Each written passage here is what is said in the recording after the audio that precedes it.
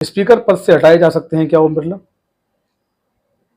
क्या कांग्रेस ला रही है अविश्वास प्रस्ताव? जी हाँ, ये बहुत बड़ा सवाल है कि सवाल इसलिए पैदा हुआ कि आजकल संसद भवन में जो कुछ देखने को मिल रहा है वो बहुत ही हैरान कर देने वाला है। वीडियो में क्या है आगे विस्तार से बताएंगे, आप लोग बने रहें, वीडियो को आगे तक देखें, स्किप ना करें, पूरा देखें। इसके पहले मैं वीडियो शुरू करूं, देश के सीजीआई जो हैं श्रीमान डी वाई चंद्रचूड़ साहब, उनको हर वीडियो की तरह इस वीडियो में भी नमस्कार, प्रणाम, अभिवादन। वो इस लायक हैं और उन्होंने अपनी जो जगह बनाई है वो केवल इसलिए नहीं कि सीजीआई हैं देश के, केवल इसलिए नहीं, लेकिन उनका जो काम करने का तरीका है, उनका जो न्याय, उनका जो इंसाफ करने का तरीका है, वो प्रत्येक व्यक्ति को, देश की अंतिम पंक्ति के व्यक्ति को भी वो न्याय देना चाहते हैं। वो अदालतों से कहते हैं कि आप लोग किसी दबाव में काम ना करें, आप लोग दबाव फ्री होकर काम करें, और अगर न्याय में जो भी आपको जस्ट लगता है, न्याय हो रहा है, तो केवल न्याय करें, दबाव ना करें, दबाव महसूस ना करें। तो उनको प्रणाम। ऐसे सीजीआई जो हैं वो बहुत कम देखने को मिलते हैं, इसलिए उनको प्रणाम। आप लोग देख रहे हैं ईडी और सीबीआई किस तरीके से काम कर रहे हैं। अरविंद केजरीवाल को ईडी ने पकड़ा और ईडी से उनको जैसे तैसे उनको बेल मिली, उसके बाद सीबीआई उनको जेल में जाकर के गिरफ्तार कर लेती है और कहती है कि अब हम आपको गिरफ्तार करेंगे। कुल मिला के दिल्ली के मुख्यमंत्री को बहुत लंबे समय से जेल में रहना पड़ रहा है और दिल्ली की जो सरकार है वो जेल से चल रही है। और आप लोग देख रहे हैं कि दिल्ली में पानी माफिया कितना हावी हो चुका है, लोग पानी को तरस रहे हैं। हालांकि अब बारिश शुरू हो चुकी है तो अब अलग अलग तरह की समस्या दिल्ली में आई है, जल भराव की। इससे पहले समस्या थी कि पीने को पानी नहीं। इसमें किसकी गलती माने, क्योंकि दिल्ली में सरकार तो आम आदमी पार्टी की है, लेकिन दिल्ली की जो 7 लोकसभा सीट हैं, 7 की 7 जो हैं वो भाजपा की जो लोग हैं वो वहाँ से जीते हैं। तो नाकामी जो है वो दोनों तरफ से है, चाहे वो आम आदमी हो चाहे भाजपा हो। इसमें पिस रही है दिल्ली की जनता और हो रही है राजनीति। ऐसा नहीं होना चाहिए। पीने का पानी देश में सबको मिलना चाहिए, उनका मौलिक अधिकार है। सरकारों का और नेताओं का ये काम भी है कि जो मौलिक अधिकार हैं वो आम जनता को उनको पहुँचाएं। दूसरा, आप लोग देख रहे हैं कि हेमंत सोरेन की बेल हो चुकी है, झारखंड के पूर्व मुख्यमंत्री हैं। 5 महीने जेल में रखने के बाद ईडी जो आरोप उन पर लगा रही थी भूमि का जो हथियाने का, तो वो आरोप जो है वो कोर्ट में साबित नहीं कर पाए हैं और बहुत लंबी भागदौड़ के बाद उनको जमानत आखिर मिल गई। तो इन सब में जो मुख्य बात थी वो ये थी, सब कुछ चल रहा है, पूरा घटनाक्रम आप लोग देख रहे हैं, सरकार बन चुकी है, तीसरा कार्यकाल मोदी जी का शुरू हो चुका है। राहुल गांधी जो है नेता विपक्ष बन चुके हैं। ओम बिरला साहब जो हैं वो 18वीं जो लोकसभा है उसके अध्यक्ष यानी कि स्पीकर बन चुके हैं। और स्पीकर बनने के साथ जो पहला उनका भाषण हुआ उसमें उन्होंने जो 26 जून 1975 की इमरजेंसी का जिक्र जो उन्होंने किया, उसको लेकर राहुल गांधी ने आपत्ति जताई, तमाम विपक्ष ने उसको लेकर के आपत्ति जताई।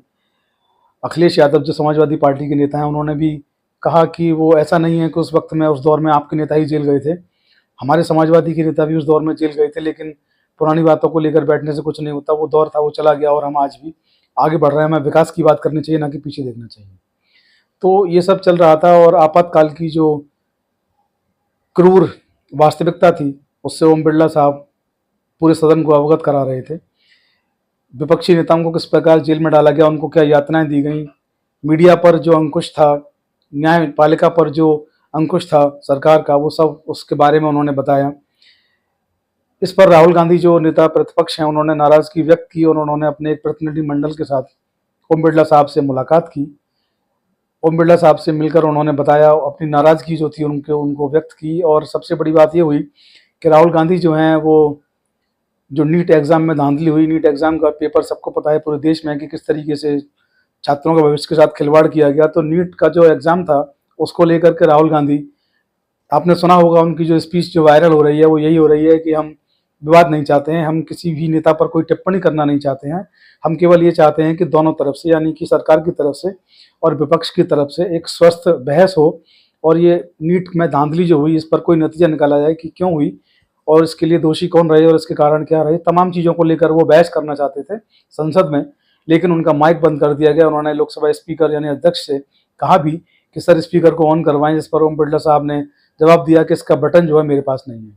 इसका बटन उनके पास नहीं है तो इसका बटन जो है वो किसके पास है, ये भी सोचने वाली बात है। क्योंकि स्पीकर जो होता है, लोकसभा स्पीकर, लोकसभा अध्यक्ष का जो पद है बहुत महत्वपूर्ण, बहुत गरिमामयी वो पद होता है। दोनों पक्ष और विपक्ष को उनको समान रूप से देखना होता है, एक तरह से कहेंगे कि न्यायाधीश का वो पद होता है।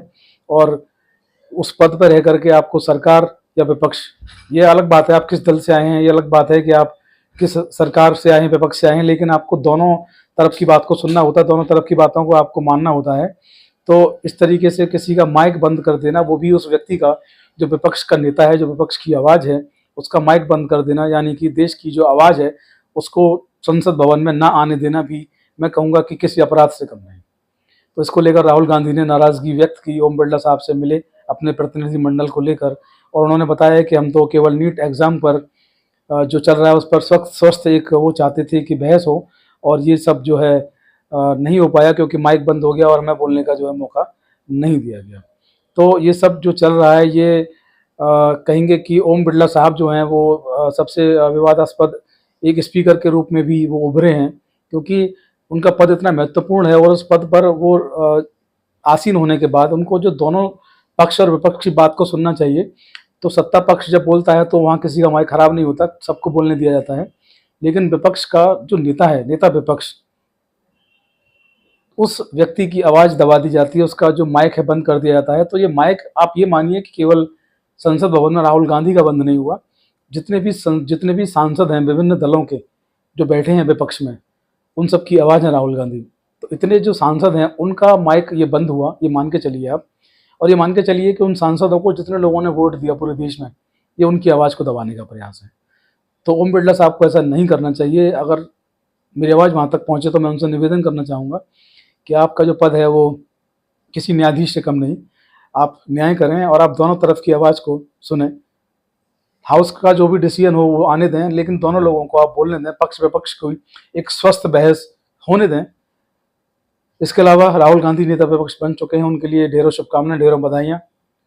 मोदी जी का तीसरा कार्यकाल शुरू हो चुका है, उनके लिए भी ढेरों बधाइयाँ। आप लोग वीडियो को शेयर करना ना भूलें। जय हिंद, जय भारत, नमस्कार।